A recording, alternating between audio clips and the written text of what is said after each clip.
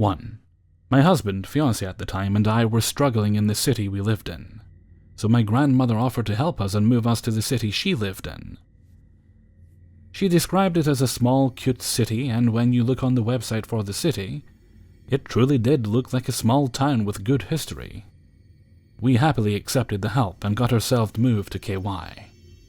When we got there, we quickly realized that the city was pretty awful. Anyone from this part of KY will know exactly where I'm talking about, as it's a pretty well-known place. It was a city filled to the brim with meth and violence, and walking around at night wasn't exactly the smartest idea. We arrived, we got set up with the local Salvation Army, which then, eventually, was able to set us up at an apartment after we had saved up some money. This is where my story takes place. When we were first looking for apartments, we were doing our best to find a decent area to live in. The place we found was settled back from any major parts of the city. And when we were shown the model apartment, it looked amazing. Big mistake we definitely learned from. The people coming in and out looked like decent people just doing their thing. They also had a great deal on rent, so we chose this as our starting point for getting on our feet. When we got the key and apartment number, we were beyond ecstatic only to find out we were given the worst building in the entire complex. Our door had at least a 1.5-inch gap from the bottom of the door to the floor.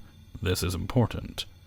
And while the layout was the exact same, the inside was gross. The entire building, as well as the apartment, looked like nobody had lived in it for years. And the apartment complex hadn't bothered to tidy or fix up the inside. Our peephole had been painted over, and their fix to that was just to take a key and scratch the paint away. Also important. Whatever.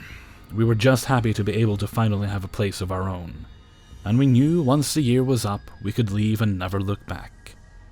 Some of the only good paying work in the area was factory work, and of course the best pay came from working third shift. My fiancé knew we had to keep doing what we had to do, so he worked third shift while I worked daytime at the local Walmart, which meant that I essentially lived alone overnight. We hadn't had any issues with the few neighbors that trickled in after we moved in, and I lived on the second floor, so I wasn't too concerned and just always made sure to double-check the locks before bed. One night, around 3 a.m., I was messing around on my laptop like I usually did when I had the next day off. All of a sudden, I hear someone banging on my front door. By banging, I mean it sounded like the police were at my door. And the fact I could hear it in my room with the door closed should show you how loud it was. I immediately turned the video I was watching off and slowly opened up my bedroom door. The only person I knew in this town was my grandma, and she wouldn't bang on my door like that, especially at that time of night. I crept towards the door, super freaked out, and tried to peek out the peephole without putting my feet in line with the huge gap. All I could see was a dark figure standing in my doorway since the peephole was scratched up, and the lights in my hallway didn't work, forgot to mention this earlier. I started creeping away towards my room to get my phone. I panicked and didn't grab it right away, when all of a sudden the person banged on the door again. At this point I was terrified, but hoping that they would go away. There was no way in hell I was opening that door or asking who was there. So I just grabbed my phone and made my way out to my dining room, which had a view of the other without being in line with the gap. By the time I had made it back to the front of the apartment, I could hear the person messing with my locks and jiggling the handle. I initially froze before dialing 911, and I yelled out that I was calling the police. I hoped that would scare them away, and fortunately for me, it did. I was in tears with the operator until the police finally arrived and looked around the building. After searching, they came to my door to talk to me, and basically just told me it sounded like someone was drunk and trying to find the right door. My downstairs across neighbor had come out and told them she heard what was going on, and it didn't sound like someone who was drunk. The footsteps were clear and steady leading up to my door, and apparently after I yelled I was calling the cops, the guy took off down the other side and bolted through the back door, which led to some trees and whatnot. Not to mention, our stairs are pretty steep, so being drunk and sprinting down those stairs would have been quite a feat. She had initially assumed it was my fiancé coming home until she heard the banging on the door. Nothing happened after that incident, and we ended up breaking our lease and getting out of that town shortly after for other reasons we just couldn't brush off. So to the creep that tried to break into my apartment at 3 a.m. while I was home alone, let's not meet. 2. This story happened to me around 6 months ago. I have lived where I have lived for 3 years. It's a nice apartment in an amazing location, but they were built in the late 90s. The last few years the city I live in has had a massive population boom, and people have been non-stop pouring in. Good weather, amazing economy, cool place to do stuff always. Because of this, I have seen the landlord's staff start to do heavy maintenance on the apartments to bring them up to date to attract more people to them. My neighbor lived in his apartment for something like 6 years before he ended up buying a house and moved. When he moved, the landlord immediately started redoing his apartment as one to bring up to date. The way that the apartment layout is there are 2 stories. Where my bedroom is, on the direct other side of the bedroom wall, is the staircase in my neighbor's apartment. The way my bedroom layout has my bed right up against that wall. They were completely stripping this place clean. It was one of the first ones that they did such heavy remodeling to. For weeks I would see workers over there painting and redoing the floors, etc. A few days before this happened was no different.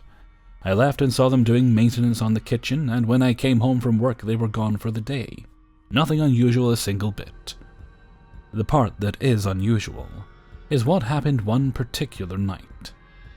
I was awake around 1 a.m. watching TV in my room, when I heard someone on the other side of the wall slowly walking up the stairs, and very obviously stopping halfway up.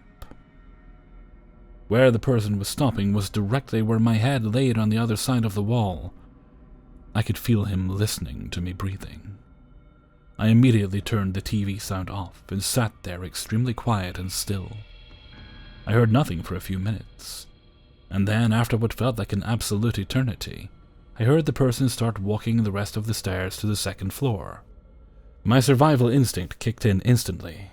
It was very obvious that someone was on the other side of that wall listening to me. I also knew that it was only a few days before this happened that I saw the maintenance redoing that apartment's kitchen. I knew there was no way someone already moved in that fast. I quietly got out of bed and went to a room where I had a better view of the outside of the apartment. I obviously couldn't see if there was movement in there from the window, but I had a good angle to see if anyone walked out. I sat there for around 15 minutes just staring outside to see if I saw anything at all. Nothing. I went back into my room and lay down in bed again. I didn't play the TV. I just sat there waiting to hear something again. I was messing around on my phone for around 20 minutes in silence, when I heard movement in the stairs again. This time, though, the movement didn't start from the top or the bottom. The movement started from the middle of the staircase, meaning that the entire time I was sitting there in silence, this person was just on the other side of the wall listening to my every move. This terrified me, so I called the cops. I gave them all the information of what was going on, and they informed me someone would be out very soon. I went back to the one room and watched out the window again. Only a few moments later, a police car pulled up and a cop got out to examine the building and apartment. He was looking around and shining his light in the windows. I heard him knock on the door, and shortly after could hear him talking to someone, but couldn't make out what they were saying. I was totally puzzled by this. The officer walked over to my door. I went downstairs, and he informed me very nicely that someone had just moved in there. I laughed and was completely embarrassed. I even said to the cop that it was a hell of a way to meet your new neighbor. I felt embarrassed, but more importantly, felt very relieved about the entire situation. I brushed off the whole thing as it just being late in my mind playing massive tricks on me. The next day, when I went to leave my apartment, I saw something that made me stop dead in my tracks. I went outside and only took a few steps toward my car when I saw maintenance over there carrying out the old refrigerator. I was puzzled. I walked over to the apartment and I looked in the door that was wide open. The kitchen was still being worked on, and not a single piece of furniture could be seen. I was legitimately speechless. I walked over to a maintenance man and said, "Did someone move in here?" And he informed me that no, the apartment wouldn't be ready for showings until at least 3 weeks. I ran back upstairs into my apartment and called my landlord. I asked her if someone is staying there, and she said absolutely not. I told her about what I experienced the night before. She was floored. She told me that they would change that apartment's locks immediately. She also suggested I call the non-emergency line to the police department and inform them that no one lives there. I did just that, and they asked me to come down to the station. I told them all of the information in detail of what happened. They were able to quickly figure out what officer came to check out the situation, so he could help identify the person who answered the door. The officer described the man in detail, and I confirmed that I have never seen him around the apartments before. There was a search around town for a few weeks until the whole thing just sort of fizzled out, and I stopped hearing about it and started seeing less and less patrol cars randomly in the parking lot. After that night, I've never heard another thing in that apartment. About a month later, an older couple moved in, and they are very nice. When I saw the moving van pull up, I went out to introduce myself to them. But to be completely honest, the only reason I went out there was to see if any of them matched the description of who the cops saw. Not even close. I'm certain that the person who was in that apartment got away with it. I had an extremely hard time sleeping the following weeks of that happening to me. I actually ended up moving my bed into the smaller second bedroom because it bothered me so much. I have zero idea what the intentions of the person was, or what he was doing in that staircase, but it's easily one of the most chilling things that ever happened to me. So, random man listening to me sleep, let's not meet again. 3. My fiancé and I threw a dinner party one time to celebrate his mom completing chemo. I hired a caterer. We were expecting 25 friends and family, so it was more than the kitchenette of our single-story ranch house could handle. We'd also only just moved in, so didn't have a lot of cooking staples. The caterer said he'd bring everything 75% done, but he needed to finish off some dishes in our kitchen. I told him that was fine, as long as he was finished by 5 because the kitchen is centrally located, and we'd prefer everyone to be finished before guests arrive due to the intimate nature of the occasion. He said that would be fine. He arrives as scheduled at 12 p.m. We give him until 5, and the guests aren't even arriving until 6, so it's plenty of time. He smelled like actual dog shit, but his accent sounded European, so I thought maybe he just didn't believe in deodorant. It was more than a sweat smell, though. It smelled like a sun-baked diaper, and that made me uneasy, because he was going to be preparing food for sick prior and young kids. I made sure he washed his hands and then left him to his own devices, worrying I was being presumptuous.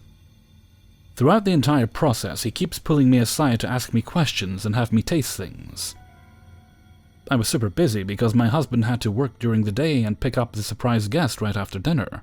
So, setting up the deck, decorating, putting together the slideshow equipment, coordinating the surprise guest, we flew in her sister and I had to make sure she got an Uber at the airport, and her hotel had worked out, etc., and just a million other little details.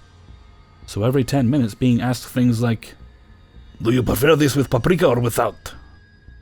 "With is fine, whatever you think." "Taste it to be sure," was getting old. When he was still there at 5:45 after 2 gentle reminders, I flat out told him I needed him completely out by 6 no matter what. He apologized and said there had been a delay because our oven wouldn't stay up to temperature. I'd never had a problem with our oven, but I figured he's a professional, maybe it was a subtle problem. A little before 6 rolls around, a few of our friends start trickling in. I decide to tell him whatever is done, and whatever isn't he should just put in the fridge. But he's nowhere to be found. I go out on the deck to ask my friends if they've seen him, and he's out there, alcoholic beverage in hand, out of his chef's whites and now in a t-shirt and jeans mingling with my friends. I walked out just in time for him to introduce himself to my cousin-in-law as a good friend of mine. Nope, too weird for me. I met him in person for the first time barely 6 hours ago. I told him he needed to leave, now. So he goes inside and gets his bag and makes a beeline for my bedroom. I'm taken aback. I say, "Excuse me? Where are you going?" And he says, "To change." So first of all, we have a guest bathroom clearly visible. Second, why can't he wear a t-shirt and jeans home? I tell him I'm not comfortable with him going into my room, but he insists it'll only be a second and goes in and shuts and locks the door. I couldn't even get a word out before he went in and felt helpless. I was going outside to ask one of my friends to help me usher him out, but at that point my fiancée got there with my aunt-in-law. I had to explain the situation to him, nearly in tears at that point, and he was like, "What?" He went in the bedroom, why? So he pounded on the door and the caterer came out, still in a t-shirt and jeans. And my fiancée said, "You shouldn't be in there, you need to leave." And the caterer said, "Excuse me, but this is not your house. It is not up to you to decide." And my 6'4", 260-pound fiancé tells him, yes, actually it is his house, and puts a hand on his back and guides him to the door. The caterer says, "I thought Frantic Cider lived here." And he says, "Yes, my fiancé lives here with me." And the caterer goes nuts. He turns to me and screams, "You lied to me, you bitch!" I have no clue what he's talking about. He starts yelling about how I led him on and calling me a bitch some more. I don't know who he thought the man in the pictures with me around the house was. So my fiancé says, "Oh no, you won't talk that way in my house, find the door." And the caterer goes in the kitchen and starts throwing the trays of food out of the refrigerator and on the floor. At that point, my fiancé realized his two brothers, both currently offensive linemen at the college level, had come in and were on the deck. He signaled to them, and they came inside, and he basically said, "This guy is harassing Frantic Cider. Since they're a family of all boys and my fiancé is the first to get married, they don't get to flex their protective muscles too often," and jumped at the chance to toss this guy out. The party then went on as planned, but I insisted we just order pizza and throw out all the food he made. My fiancé and his friends kept saying, "Isn't that a bit much?" But I was insistent. We went out late drinking with his brothers and got home around 3:30 a.m. and passed out in our room.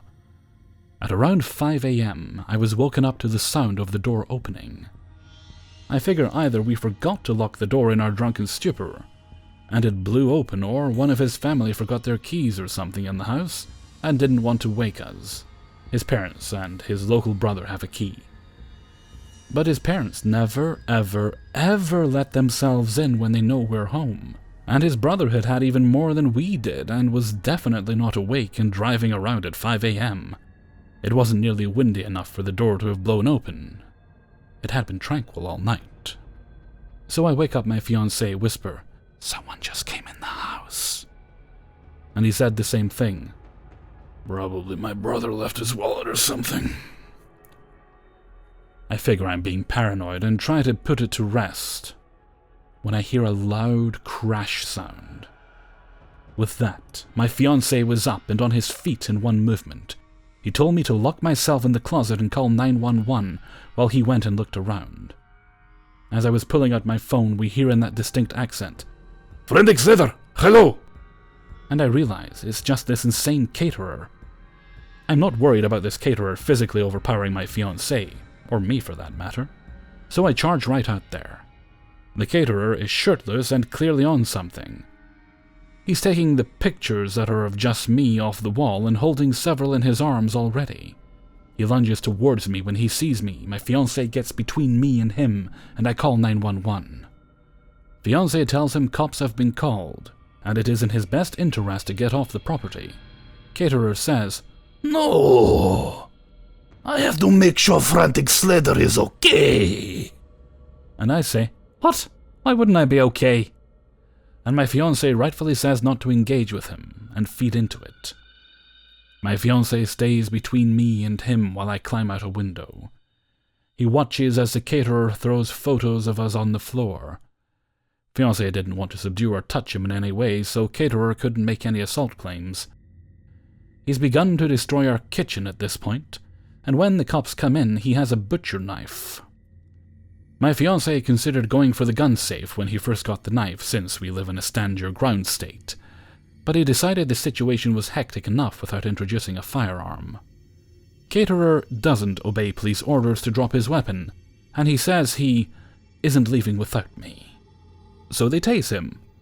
It's lucky for him he only got tased, and he didn't antagonize my husband into squashing him.